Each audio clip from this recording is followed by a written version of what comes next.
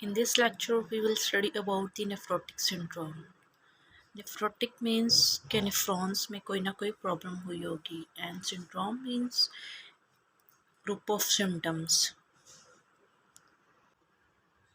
सो ये एक ऐसी डिजीज़ है जिसमें नेफ्रॉन्स में प्रॉब्लम हो रही है और जिसकी वजह से बहुत सारे सिम्टम्स अपीयर हो रहे हैं। So that's why it is known as nephrotic syndrome. So before going to our main topic, उससे पहले हम देख लेते हैं किडनी और नेफ्रॉन्स की थोड़ी सी एनाटॉमी और फिजियोलॉजी। ये राइट साइड पे हमें एक किडनी का स्ट्रक्चर दिखाया गया है और इसको क्रॉस सेक्शन करके हमें किडनी का स्ट्रक्चर दिखाया गया है। लेफ़्ट साइड पे हमें एक नेफ्रॉन का स्ट्रक्चर नज़र आ रहा है। अब नेफ्रॉन्स का क्या पर्पस होता है? बेसिकली नेफ्रॉन्स क्या हैं? ये स्ट्रक्चरल और फंक्शनल यूनिट है किडनी के, और इनका क्या पर्पस होता है? ये फिल्टर करते हैं ब्लड को। तो हमने वो पढ़ा था प्रीवियस लेक्चर में हमारे में कि नेफ्रॉन्स के जो है बेसिकली टू पार्ट्स में डिवाइडेड है, renal corpuscle and renal tubules. Renal corpuscle के अंदर हमारा ग्लोमेरुलस एंड बोमेन कैप्सूल आ जाता है। रीनल ट्यूब्यूल्स के अंदर proximal convoluted tubules, loop of Henle, distal convoluted tubules आ जाता है। तो सबसे पहले कौन से पार्ट के नेफ्रॉन के कौन से पार्ट के अंदर जो है ब्लड आता है, वो उस पार्ट को हम कहते हैं ग्लोमेरुलस। तो ग्लोमेरुलस ऐसा पार्ट है जिसको हम कह सकते हैं कि ये वो फर्स्ट साइट है जो सबसे पहले ब्लड को रिसीव करता है और फिल्ट्रेशन को स्टार्ट कर देता है।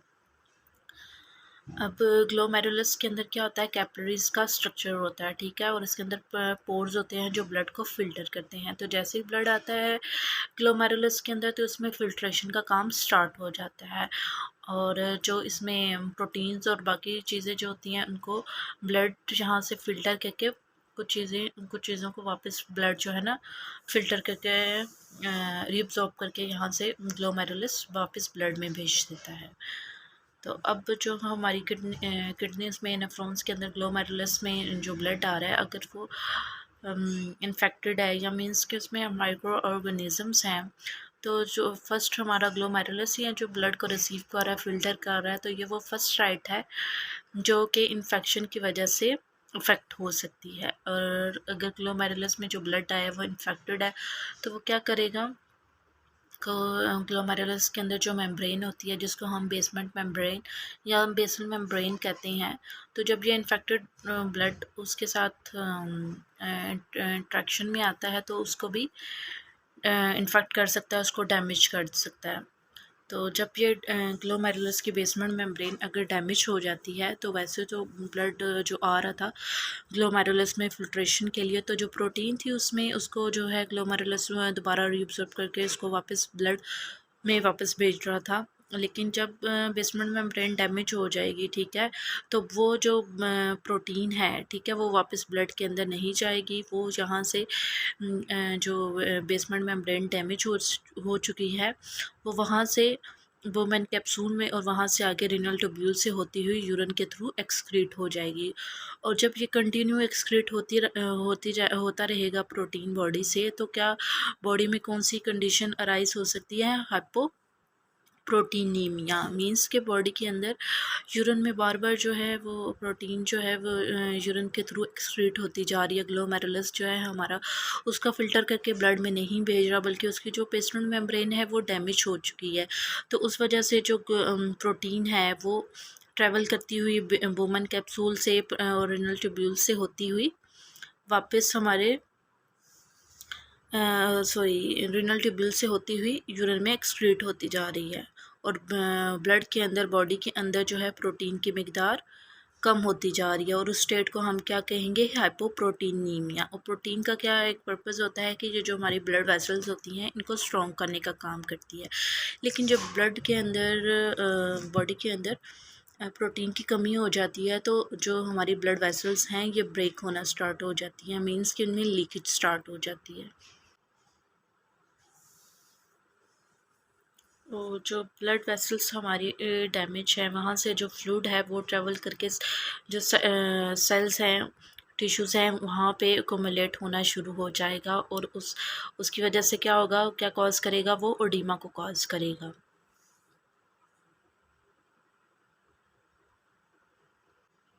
अभी हम अपने मेन टॉपिक की तरफ आते हैं जो कि नेफ्रोटिक सिंड्रोम है। नेफ्रोटिक जो है related to nephrons and syndrome means groups of symptoms. Nephron का क्या फंक्शन होता है, ये स्ट्रक्चरल फंक्शनल यूनिट है किडनी का। और ये नेफ्रोटिक सिंड्रोम की क्या कॉज हो सकती है कि किडनी को ड्यू टू किडनी डैमेज की वजह से हो रहा है। मोर कॉमन किस में है, चिल्ड्रन में होता है क्योंकि इनमें इम्यूनिटी पावर जो है वो स्लो होती है, तो चिल्ड्रन मोस्टली ज़्यादा रिस्क पे होते हैं नेफ्रोटिक सिंड्रोम के लिए। और नेफ्रॉन्स का कौन सा पोर्शन है जो इससे अफेक्टेड हो रहा है, जैसे कि मैंने पहले बताया आपको कि जो ग्लोमेरुलस है वो फर्स्ट साइट है या फर्स्ट पार्ट है जो कि ब्लड को रिसीव करता है, तो यही सबसे ज़्यादा इससे अफेक्टेड होगा। मीन्स के ग्लोमेरुलस का जो मेन फंक्शन था कि वो सबसे पहले ब्लड को रिसीव करेगा। फिल्ट्रेशन का मेन फंक्शन है इसका, तो सबसे पहले ब्लड को ये रिसीव करता है और फिल्ट्रेशन को स्टार्ट कर देता है। और इसमें जो ब्लड में प्रोटीन्स होती हैं और बाकी जो ज़रूरी चीज़ें होती हैं वो फ़िल्टर होके ब्लड में रिब्जॉर्ब होके वो ब्लड में चली जाती हैं। लेकिन जब बेसमेंट मेम्ब्रेन डैमेज है, ठीक है, तो वो ब्लड में वापस नहीं जाएंगी, बल्कि वो एक्सक्रीट ग्लोमेरुलस डैमेज है, ठीक है, वहाँ से नीचे वोमेन कैप्सूल में रीनल ट्यूब्यूल्स होती हुई यूरिन में एक्सक्रीट होती जाएंगी। और जो बेसमेंट मेम्ब्रेन है, जब ये इन्फेक्टेड ब्लड की वजह से डैमेज हो जाती है, तो क्या होता है कि ग्लोमेरुलस का जो फंक्शन होता है, ठीक है, वो डिक्रीज़ हो जाता है। मीन्स कि उसकी जो परमेबिलिटी है वो इंक्रीज़ हो जाती है, उसका फंक्शन जो है ना ग्लोमेरुलस का, वो स्लो हो जाता है। Nephrotic syndrome results from increased permeability of glomerulus basement membrane to plasma protein. It is clinical and laboratory syndrome characterized by massive proteinuria, which led to proteinemia, hypoalbuminemia, hyperlipidemia, and pitting edema. जो nephrotic syndrome है, ये result है किसका, result है कि जो glomerulus है वो प्रोटीन को अब्जॉर्ब ना करके उसको आगे जो है भेजने की परमिशन दे रहा है, यानी या उसको परमिशन दे रहा है या परमिबिलिटी दे रहा है। सो सपोज़ कि ये प्रोटीन मॉलिक्यूल से ये ग्लोमेरुलस का स्ट्रक्चर दिखाया गया, इसके अंदर सपोज़ करें कि प्रोटीन मॉलिक्यूल से जिनको ऑब्जर्व होकर ग्लोमेरुलस के थ्रू ब्लड सप्लाई में जाना चाहिए था। लेकिन प्रॉब्लम ये है कि ग्लोमेरुलस में इन्फेक्शन हो चुका है, इसलिए उसका जो फिल्ट्रेशन रेट है वो काफ़ी स्लो या डिमिनिश हो चुका है। इस वजह से क्या हो रहा है कि प्रोटीन जो है वो ना ऑब्जॉर्ब होके सीधा ग्लोमेरुलस ना ऑब्जॉर्ब ना होके ग्लोमेरुलस में ऑब्जॉर्ब ना होके, इसको चाहिए था कि वो ब्लड में वापस जाए, लेकिन वो ऑब्जॉर्ब ना होके सीधा नीचे पाइपलाइन स्ट्रक्चर में जा रही है और फिर उसके बाद वो जो है ना यूरिन के थ्रू एक्सक्रीट हो रही है। मीन्स के प्रोटीन का लॉस हो रहा है।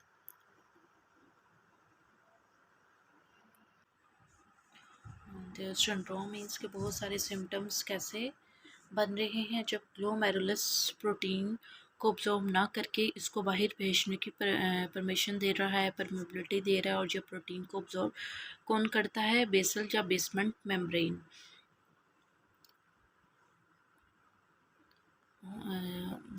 बेसल या बेसमेंट मेम्ब्रेन एब्जॉर्ब करते हैं प्लाज्मा प्रोटीन को। और जब लेकिन अगर ये डैमेज है तो क्या हो रहा है कि ये प्रोटीन सारी यूरिन के थ्रू बाहर निकल रही है।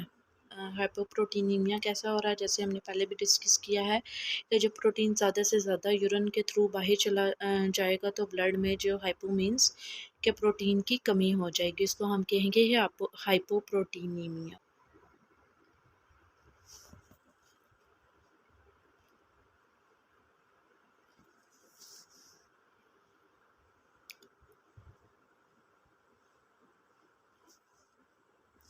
अभी हमने देखा कि हाइपोप्रोटीनीमिया कैसे हो रहा है, और नेक्स्ट हम देखेंगे कि पिटिंगोडेमा या बॉडी के अंदर कैसे हो रहा है। जब प्रोटीन की बॉडी के अंदर कमी हो रही है तो प्रोटीन का एक फंक्शन ये होता है कि ये ब्लड वेसल्स को स्ट्रॉन्ग करने का काम करता है, लेकिन जब इसकी मिकदार बॉडी के अंदर बहुत ज़्यादा कम हो जाएगी तो ब्लड वेसल्स क्या हैं, वो रप्चर होना शुरू हो जाएंगी। और जब ये रप्चर होंगी तो क्या होगा कि जो वेसल्स के अंदर फ्लूइड है, मीन्स के जो हमारी ब्लड वेसल्स के अंदर ब्लड होता है तो उसमें से जो फ्लूइड है, ठीक है, वो लीक होके आसपास स्टोर हो जाएगा। किस जगह पे जाएगा, जो हमारे सेल्स हैं, टिश्यूज़ हैं, ठीक है, वहाँ पे ये जमा होना शुरू हो जाएगा, वहाँ पे ओडिमा काज करेगा। अगर लेग्स की वेन्स डैमेज हो रही हैं, रप्चर हो रही हैं, तो लेग्स में एडिमा हो जाएगा और लेग्स के अंदर मीन्स के लेग्स के अंदर फ्लूइड भर जाएगा। हैंड की वेन्स डैमेज हो रही हैं तो मीन्स के हैंड में एडिमा हो जाएगा। और अगर आइज़ की कैपिलरीज रप्चर हो रही हैं तो आइज़ के पास ओडिमा हो जाएगा। ये डेफिनेशन भी सेम ही है, इनमें से आप कोई भी कर सकते हो, ठीक है।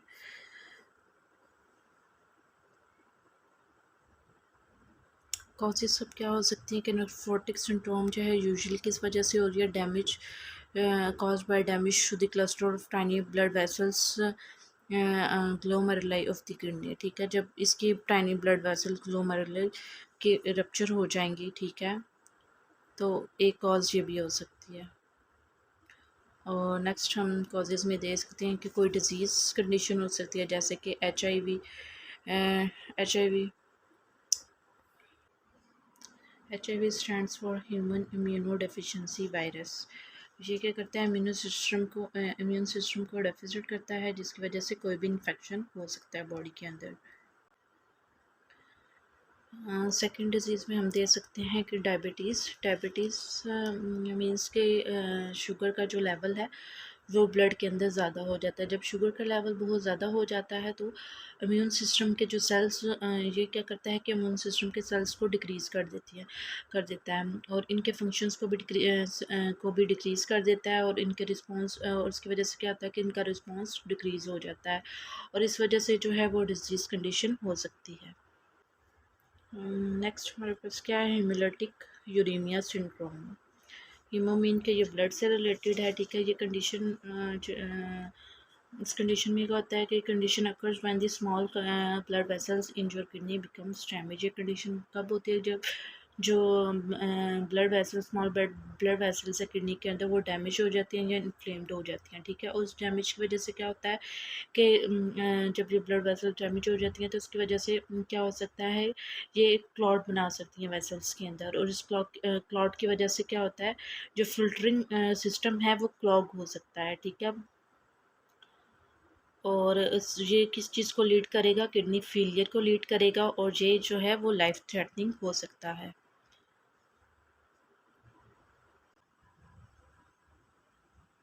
नेक्स्ट हमारे पास आ जाता है बर्जर्स डिजीज़ या बर्गर डिजीज़ कह लें आप इसको, कि हम पिक्चर के थ्रू देख लेते हैं। इसके अंदर क्या होता है कि डिमिनिश ब्लड सप्लाई की वजह से क्या हो रहा है, जो टिश्यूज़ हैं, ठीक है, वो डैमेज हो रहे हैं और क्या हो रहा है, डिमिनिश ब्लड सप्लाई की वजह से जो टिश्यूज़ हैं वो या तो डैमेज हो रहे हैं और उनकी उसकी वजह से क्या हो रहा है, डेथ भी हो सकती है उन टिश्यूज़ की। टिश्यूज़ को जो है वो ब्लड सप्लाई चाहिए होती है कंटिन्यू और उसके थ्रू उनको ऑक्सीजनेशन मिल रही होती है, लेकिन जब ये जो है ना ब्लड सप्लाई वहाँ तक नहीं जा रही है, वो डैमेज हो चुकी हैं, ठीक है, तो वो क्या कॉज करेंगी, डेथ ऑफ टिश्यू कॉज करेंगी। वो एरिया क्या हो जाएगा, नेक्रोज हो जाएगा। जिस भी एरिया में जो हो रहा है, ठीक है, जिस भी एरिया में ब्लड सप्लाई नहीं सही जा रही है तो वहाँ के जो टिश्यूज़ हैं वो डैमेज होना स्टार्ट हो जाते हैं, टिश्यूज़ की डेथ होना स्टार्ट हो जाती है, ठीक है। ये भी हो सकता है कि ये बर्जर्स डिजीज़ या बर्गर डिजीज़ जो है इसकी वजह से जो हमारी किडनी है उसको भी ब्लड की सप्लाई सही से नहीं मिल रही, वहाँ पे जो ब्लड सप्लाई है वो डैमेज है। तो जब सही से ब्लड सप्लाई नहीं मिल रही तो उसकी वजह से क्या होगा, किडनी डैमेज हो सकती है। नेक्स्ट है हमारे पास एक्यूट या क्रोनिक किडनी डिजीज़ हिस्ट्री। अब जो एक इन्फेक्शन चल रहा था, अगर वो एक्यूट था, उसको सही से ट्रीट नहीं कर रहे तो वो क्रोनिक में कन्वर्ट हो गया, उसकी हम सही से ट्रीटमेंट नहीं ले रहे थे तो वो क्रोनिक किडनी डिजीज़ भी नेफ्रोटिक सिंड्रोम को कॉज कर सकती है, इसकी कॉजेज़ में आ सकती है। नेक्स्ट है हमारे पास गुड पॉस्चर सिंड्रोम। इसको हम इस पिक्चर में देख सकते हैं कि ये हमें एक नॉर्मल ग्लोमेरुलस दिखाया गया है, ठीक है। और जो नेक्स्ट वाला है उसमें क्या है, डैमेज हो चुके हैं जो ग्लोमेरुलस है, जो कैपिलरीज का नेटवर्क नज़र आ रहा है, ये ग्लोमेरुलस ये डैमेज हो चुका है।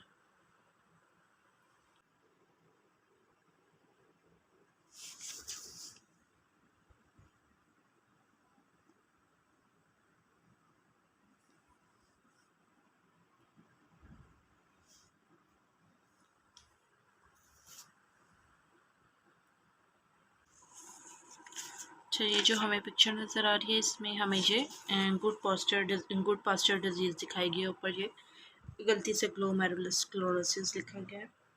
ये कौन सी डिज़ीज़ है, गुड पास्चर डिज़ीज़ है। इसमें क्या होता है कि ये एक ऑटो एंटीबॉडी डिज़ीज़ है जिसमें ग्लोमेरुलस में ग्लोमेरुलस के अंदर क्या होता है, एंटीबॉडी प्रोड्यूस हो जाती है। और ग्लोमेरुलस जो है और क्या ये एंटीबॉडीज़ ये क्या करती हैं, ग्लोमेरुलस ये एंटीबॉडीज़ क्या करेंगी इसके अंदर, ये हमने पढ़ा कि ये क्या होती है, ये ऑटोइम्यून डिजीज़ है जिसमें ग्लोमेरुलस में एंटीबॉडी प्रोड्यूस हो जाती हैं और ग्लोमेरुलस को भी किल करना के सेल्स को भी किल करना स्टार्ट कर देती हैं। ये कब होता है, जब ग्लोमेरुलस के अंदर इन्फेक्शन आ गया हो और उसके अंदर के अंदर और इसके अंदर जो एंटीबॉडीज़ हैं वो क्या करेंगी, वो इन्फेक्शन को किल करना चाहती हैं, लेकिन जो इन्फेक्शन को किल करते करते ये क्या होगा कि वो फ्रेश सेल्स को भी किल करने लग जाती हैं, ठीक है। मींस कि ये एक तरह की ऑटो इम्यून डिजीज़ है। नेक्स्ट हमारे पास आ जाता है फोकल ग्लोमेरुलोस्क्लेरोसिस। इसके साथ साथ कोई भी फोकल ग्लोमेरुलोस्क्लेरोसिस मीन्स या स्कार बन जाए। स्कार्स किसको कहते हैं, स्कार मीन्स के टिश्यू, स्कार टिश्यू मीन्स जो टिश्यूज़ हैं उनकी डेथ हो जाए। और अगर जो डेड टिश्यूज़ हैं, ठीक है, अगर वो बन जाती हैं तो उनकी वजह से क्या होगा, ब्लड सप्लाई नहीं हो पाएगी सही से, ब्लड सप्लाई नहीं होगी सही से। और जब ब्लड सप्लाई नहीं हो रही सही से तो मीन्स के ऑक्सीजन की सप्लाई भी नहीं हो रही, टिश्यूज़ तक ऑक्सीजन की सप्लाई भी नहीं हो रही और उसकी वजह से जो सेल्स होते हैं या टिश्यूज़ होती हैं उनकी डेथ होना स्टार्ट हो जाती है। स्कार टिश्यू का भी हमने पढ़ा है कि scar tissue means dead tissues. जब बहुत सारे डेड टिश्यूज़ बन जाएंगे तो मीन्स के वहाँ पे ऑक्सीजन सप्लाई नहीं होगी।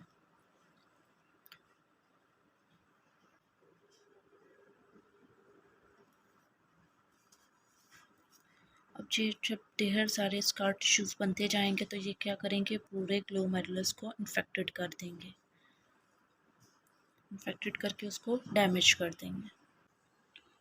अच्छा, ये जो पिक्चर है ये फोकल ग्लोमेरुलोस्क्लेरोसिस की है, मैंने अभी कंफर्म किया है। अच्छा, हमारी क्लासेस में अभी हम कहाँ तक पहुँचे हैं, नेक्स्ट है हेरिडिटी।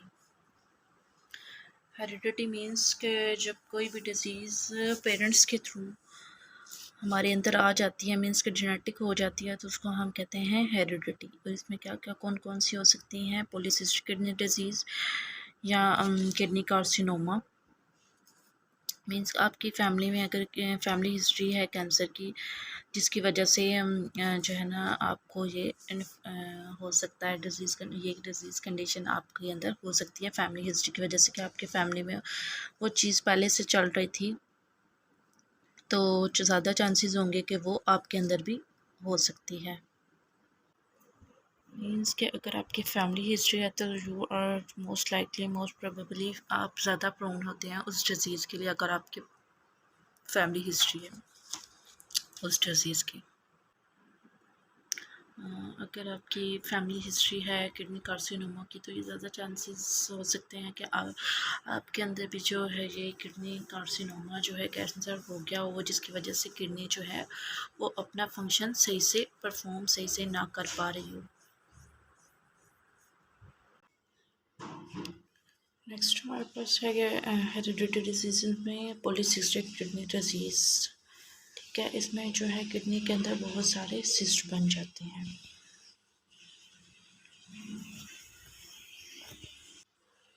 और ये जो सिस्ट किडनी के अंदर बहुत सारे सिस्ट बन जाते हैं, ये क्या करते हैं, ये थ्रोम्बस का काम करते हैं, यानी कि ब्लड सप्लाई इनसे इंटरप्ट हो जाती है, इनकी वजह से ब्लड सप्लाई इंटरप्ट हो रही होती है और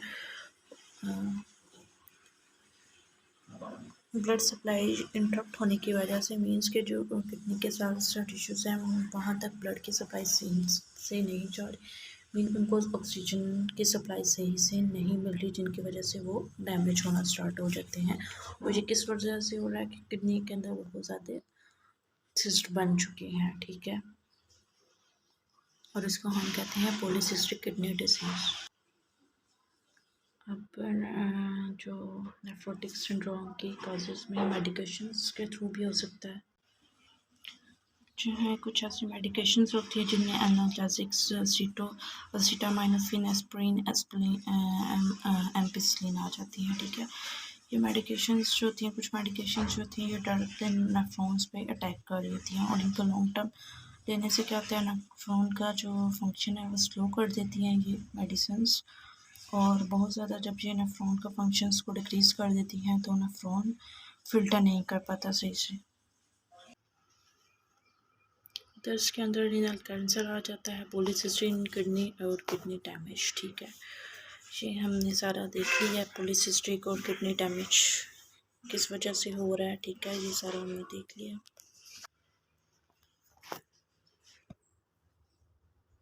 इसके किसी कैंसर की वजह से सिस्ट की किडनी डैमेज है, वो कोई भी अगर इन्फेक्शन हुआ हो उसकी वजह से भी जो किडनी है वो डैमेज हो सकती है।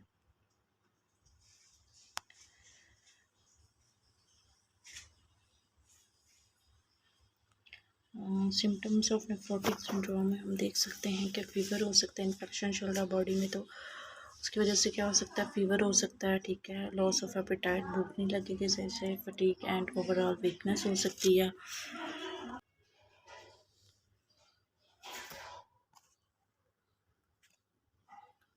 फ़ीवर क्यों हो रहा है, इन्फेक्शन की वजह से, माइक्रो ऑर्गेनिजम्स की वजह से। लॉस ऑफ एपेटाइट क्यों हो सकता है कि बॉडी में जगह जगह पे ओडीमा हो रहा है। अब ये किसी भी जगह पे हो सकता है, एब्डोमेन में, फीट में, आइज़ में, हैंड्स में, किसी भी जगह पे हो सकता है। ठीक है,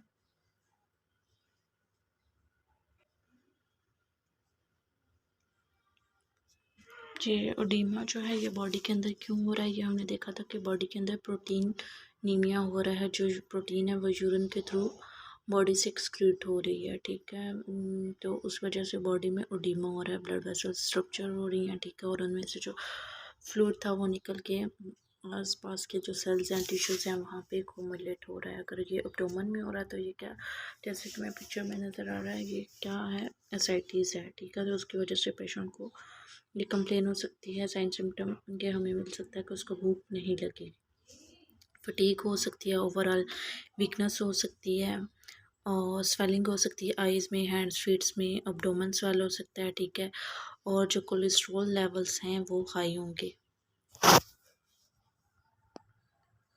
मैल नरिशमेंट होगी,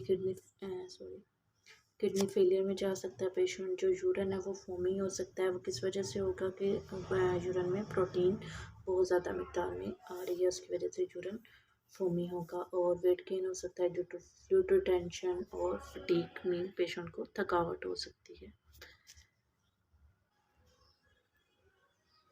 नेक्स्ट हम देखेंगे कि पैथोफिजियोलॉजी, ये डिज़ीज़ कैसे कॉज हो रही है हमारी बॉडी के अंदर। पैथोफिजियोलॉजी में सबसे पहले एटियोलॉजी आ जाता है, एटियोलॉजी मीन कॉज।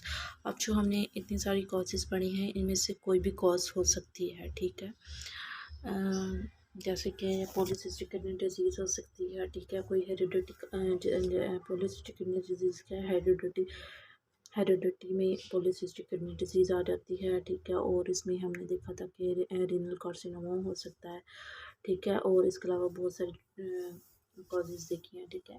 तो उनमें से कोई भी कॉज हो सकती है, ठीक है। उस कॉज की वजह से क्या होगा कि ग्लोमेरुलस को ये अफेक्ट करेंगी और उसकी वजह से क्या होगा, उसका जो फिल्ट्रेशन रेट है वो कम हो जाएगा।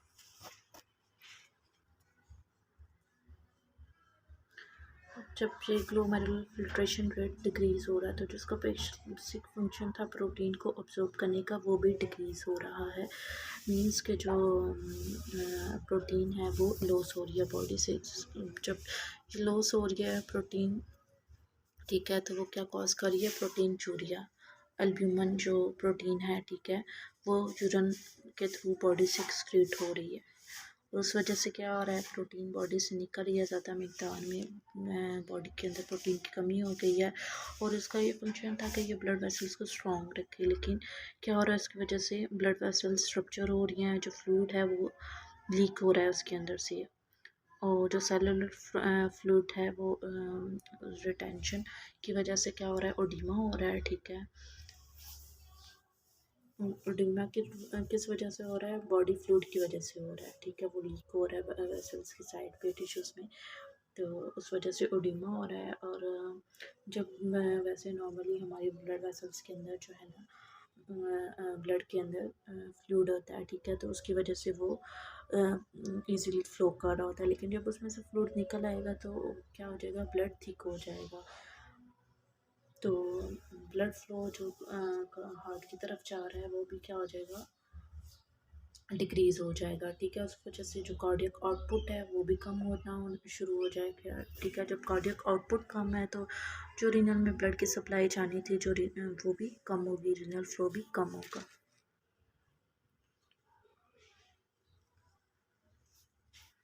ठीक है, इसको कंपनसेट करने के लिए क्या होगा, जो हमारे किडनीज़ हैं उसमें रेनिन एंजियोटेंसिन अल्डोस्टेरोन सिस्टम जो है वो एक्टिव होगा, ठीक है।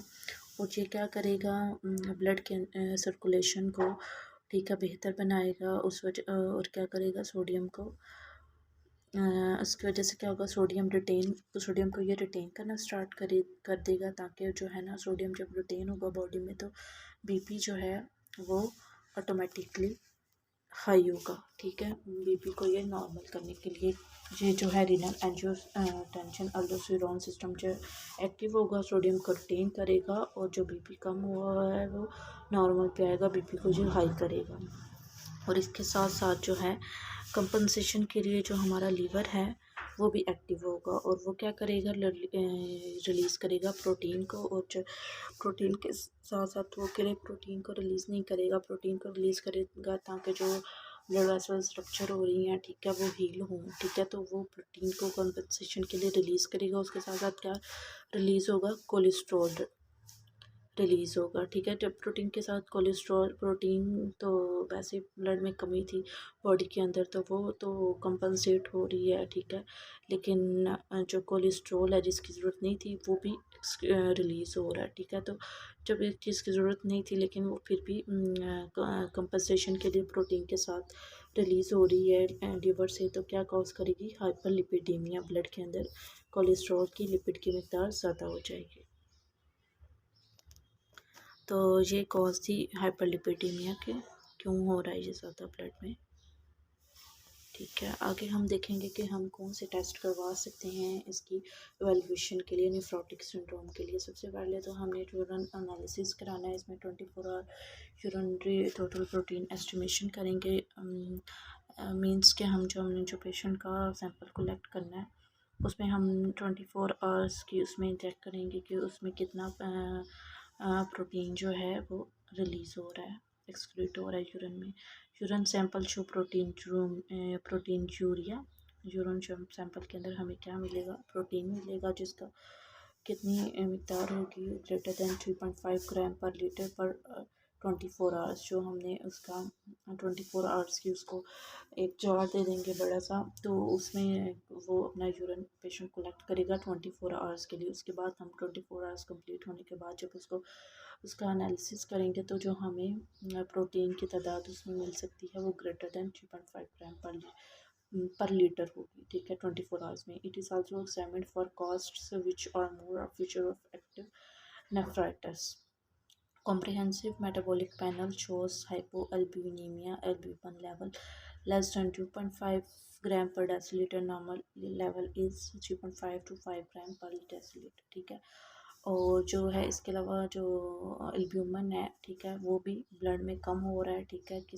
कितना होगा, नॉर्मल तो 3.5 से 5 तक है, लेकिन ये कितना होगा, लेस देन 2.5 ग्राम होगा। Lipid profile show, lipid profile हम जब कराएंगे तो उसमें हमें क्या मिलेगा, हाई लेवल ऑफ कोलेस्ट्रॉल मिलेगा, क्योंकि प्रोटीन के साथ साथ लिवर से कोलेस्ट्रॉल भी रिलीज़ होगा, जिसकी ज़रूरत नहीं थी हमें, लेकिन वो प्रोटीन के साथ साथ रिलीज़ हो रहा है। तो इस वजह से इसकी मिकदार जो है ना ब्लड के अंदर ज़्यादा हो जाएगी। ब्लड ब्लड में क्या हम क्या करा सकते हैं, ब्लड में जो टोटल सीरम एल्ब्यूमिन है, ठीक है, वो रिड्यूस होगा। सीरम एल्ब्यूमिन वो भी रिड्यूस होगा। ग्लोबुलिन नॉर्मल हो सकता है या इंक्रीज़ हो सकता है। कोलेस्ट्रॉल अभी हमने देखा कि हम इंक्रीज होगा। रीनल अल्ट्रासाउंड करा सकते हैं, रीनल बायोप्सी कराएंगे जिसमें हम टिश्यू का एक पार्ट रहेंगे, और फॉर हिस्टोलॉजी एग्जामिनेशन के लिए, ताकि कंफर्म कर सकें डायग्नोसिस को।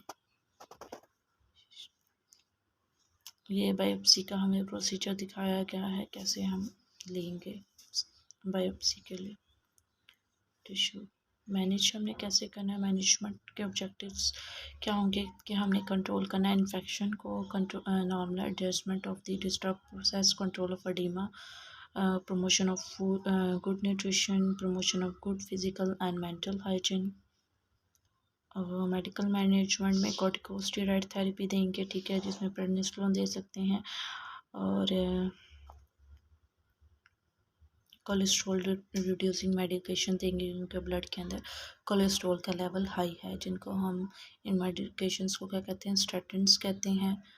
और ये क्या करती हैं, हेल्प करती हैं कोलेस्ट्रॉल के लेवल को लो करने में। और ब्लड थिनर दे सकती हैं मेडिकेशन, स्टेट एंटीकोगुलेंट्स जो हेल्प करती हैं ब्लड के डिक्रीजबिलिटी टू क्लॉट में। क्योंकि जब हमने देखा कि जब बहुत ज़्यादा फ्लूइड वेसल्स में से निकल के टिश्यूज़ में जा रहा है और एडिमा कॉज कर रहा है, तो ब्लड जो है वो थिक हो जाएगा। ब्लड जो हमारी वेसल्स हैं उनके अंदर फ्लूइड की कंसनट्रेशन कम हो जाएगी, और उसके अंदर जो है ना ब्लड थिक होगा, ठीक है, क्योंकि फ्लूइड जो है वहाँ से निकल के साइड्स पे जा रहा है, टिश्यूज़ में, सेल्स में जा रहा है, वहाँ पे एडिमा कॉज कर रहे हैं, वेसल्स के अंदर ब्लड है और वो थिक है और वो स्लोली ट्रैवल कर रहा है, तो जो चांसेस होते हैं कि वो क्लॉट फॉर्मेशन न करे, तो उसके लिए हम एंटीकोगुलेंट देंगे, जिसमें हेपरिन, वारफरिन दे सकते हैं। इम्यून सिस्टम सप्रेसिंग मेडिकेशन देंगे, medication to control the immune system such as corticosteroid, diuretics देंगे, ठीक है, और सॉल्ट एब्यूमन में भी indicated in the presence of severe oedema की सूरत में हम दे सकते हैं। ओडिमा के लिए डायरेटिक्स और अल्ब्यूमिन देंगे, ताकि प्रोटीन की कमी को पूरा कर सकें। नर्सिंग मैनेजमेंट में हमने ओडिमा के लिए ये मैनेजमेंट करनी है, ठीक है, वेट करना है, मेजर करना है, ठीक है, ताकि हमें पता चल सके पहले कितना था और अब कितना इंक्रीज़ हुआ है।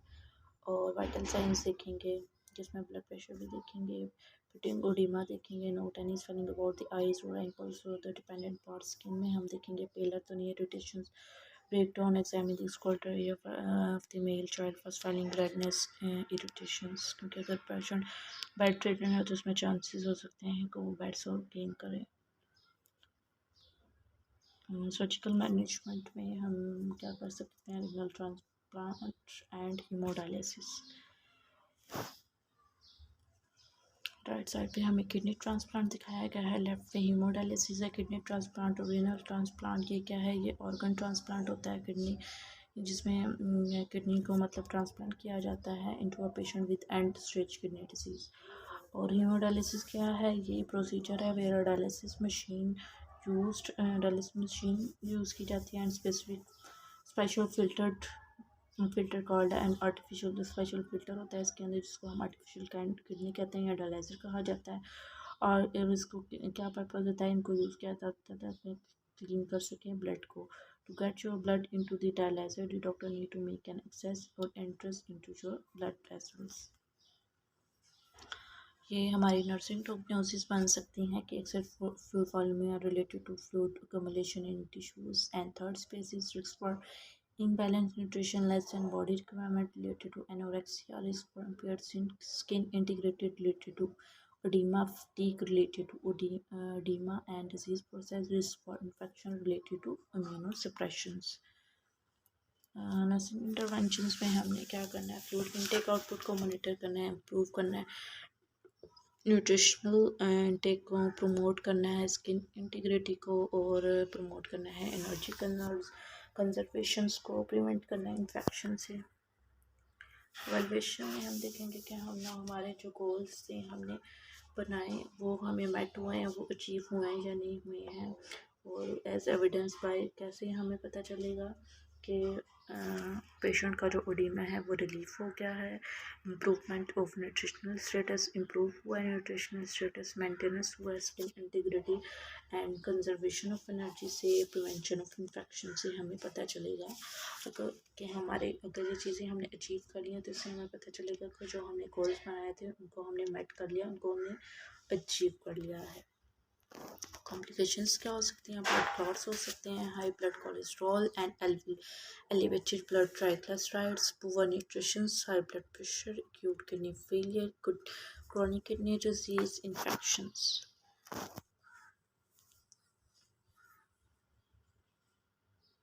तो आज का जो हमारा टॉपिक था नेफ्रोटिक सिंड्रोम वो कवर हो गया है।